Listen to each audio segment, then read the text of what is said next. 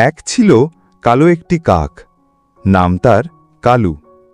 সে ছিল বড়ই বুদ্ধিমান আর কৌতূহলী।